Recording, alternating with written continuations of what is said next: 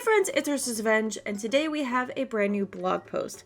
It is the last day of June, therefore we have the June 2026 blog, and this month it's going to cover the Western Festival and the American Quarterhorse.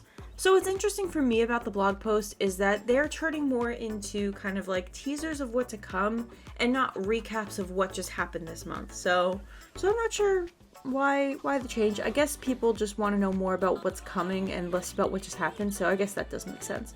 But anyways, let's talk about the first topic, which is Western Festival. This article is written by Ella, the narrative designer. Howdy Star Fam, long time no seen. It's been what, a whole month? I hope the warm summer sun and refreshing ocean breeze has treated you well. While you've been partying at the beach, I've been knee-deep in cow dung, hay up to my elbows, yeeing and hauling, chickens running amok. No, I'm not jealous. Anyway, you guessed right. I've been setting up for the Western Festival. You see, they've needed some extra hands over there because with the arrival of the Moreland Fair, they've had to move some stuff around. So this year, you'll find the crop competition, Conrad's High Striker, and more at the brand spanking new Moreland Fairgrounds. Alright, no comments, just keep reading. Back at Starshine Ranch, chaos is as chaos does. The ranch life never rests, especially not during this time of year. Chores have to be done, renegades are running rampant, and Josh has an ongoing problem with the tourists visiting the ranch. They never will understand what it's like running a ranch, huh? And if that wasn't enough, the renegades have decided to steal pets from the ranch. But unlucky for them, they've picked some of the unruliest pets to steal, and now the chaos has spread to the camp as well. Someone should really free them from the misery these pets are putting them in. Oh well. So you remember what a hero I was during the Equestrian Festival, saving you all from the evil Sabine, making sure she doesn't show her face back at the festival again? Well, I've garnered enough bravery to do it once again. My target this time, the Beast. You heard it, the Beast and I have reached an agreement, and they will not bother you at all during this year's festival. You don't even want to know what I've sacrificed to make this happen, but don't worry, I don't expect anything in return, at least nothing big or anything.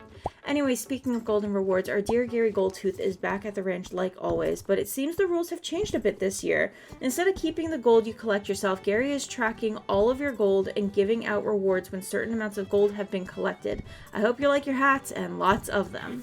It's been quick, it's been sweet, but now I have to run off. I think they want me to show them how I jump or something. I don't know. I don't question much around here. See you all later. Okay, I've got thoughts. So, first of all, very exciting that we are now getting a Moreland hub to the Western Festival. This is great for people who don't have access to Starshine Ranch. They'll have a little bit to do at the Moreland hub. So basically, your non-star riders, they'll have access to some activities during the festival. They have teased a couple of new activities, so I guess the renegades are getting into trouble stealing pets, and we will have to help them on the daily clean up the chaos. It also seems like Gary has different mechanics, so looking at the picture, it does look like there is a new task board with Gary, and I'm guessing that's where the gold is going to go. So the more gold you collect, the more rewards you get, similar like, you know, just gaining like tourist experience like we just had at Summer Days. But this time it's a physical collectible. I'm not sure what this means for the gold that we've collected in years past. I always made it a point to collect as much gold as possible after I've collected what I wanted from the shop, just to give myself a leg up in the next year. I'm hoping that they make it so that we can still spend the gold that we've collected. Otherwise, I mean, I guess I could just sell it. I'm curious to see how this works. To be absolutely fair, the gold was tedious to collect.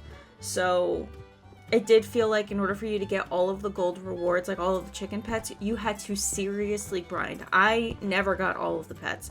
I would maybe stick to one and then call it there. But there are so many pets you can get with gold nuggets now that I've missed out on so many of them. So I'm wondering if this is more to keep it less grindy, where like you can collect a certain amount and then get rewards that way, instead of grinding a ton of gold just to get one reward. So I'm curious to see how that's going to work out, but I'm hopeful that it will make it a lot more comfortable to complete.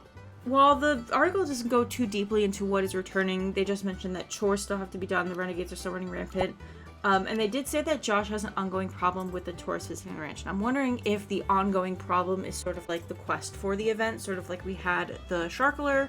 I'm wondering if Camp Western is getting one this year too, with Josh trying to get the tourists to understand how hard ranch life is. But I'm very interested to know about the changes to Camp Western. One that kind of has me on the fence, truly, is the wolves being gone. So Ella says that she's tamed the beasts, so that they won't be bothering us this year.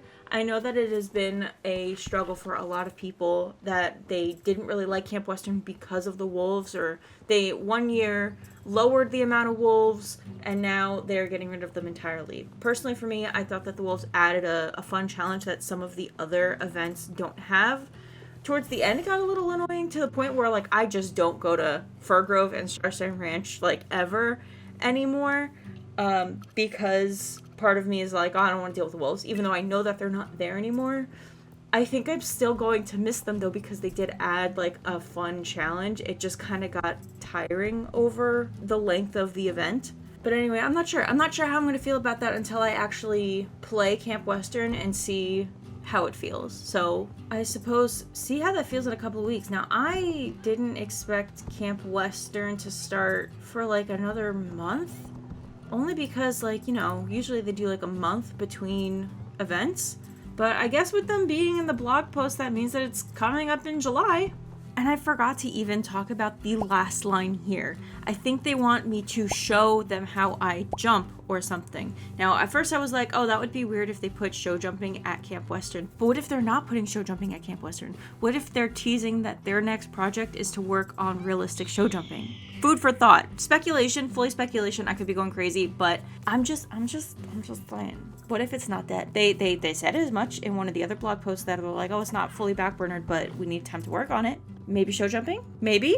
Anyways, that about wraps up the Camp Western blog post. Let's move on to the American Quarterhorse. This article was written by Kylie, the 3D artist. The American Quarterhorse, or AQH if you're short on time or slow at typing like me.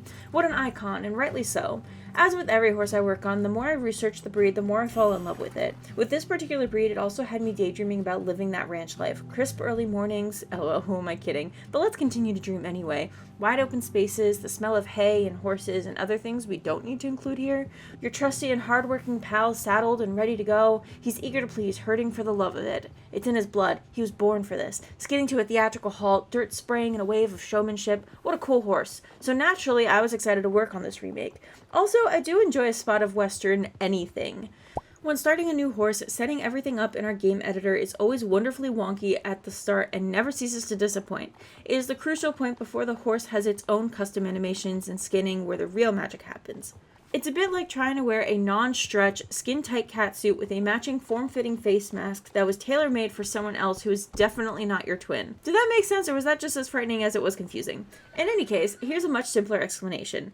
It's a bit like trying to squish a cat-shaped pillow into a dog-shaped pillowcase. Similar in shape, but not enough to share linens.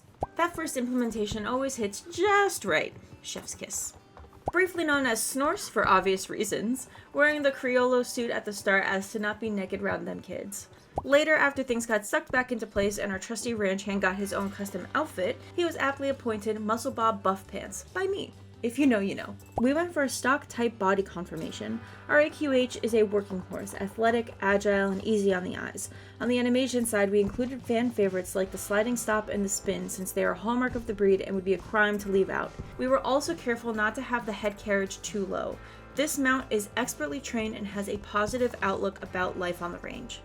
As for coats, roans are common with AQHs, so we needed to include at least one. We realized that we have many roans in game, red, bay, blue, and lilac, but there was one missing. Not anymore. For this AQH remake, we will have a Palomino roan gracing our pastures. Ain't she a pretty little thing?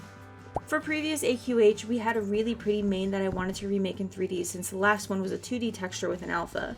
Banded and braided manes are popular in Western disciplines, so yeehaw to that. It was also mentioned that players had been requesting a fully braided tail. Quarter horse riders often braid their horses' tails to keep them out of the way when doing sharp turns and stops, so what better time to add that tail than now?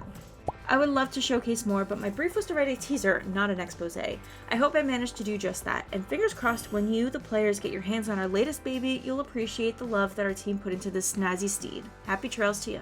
Okay, so right off the bat, I'm extremely thrilled that their head carriage is not as low as the previous ones. These horses are really, really beautiful. As far as the 3D goes, I'm really excited about this horse. The Palomino roan is also very pretty. I don't know if it's going to be my favorite coat. I'm very excited to see what other coats come out for this horse.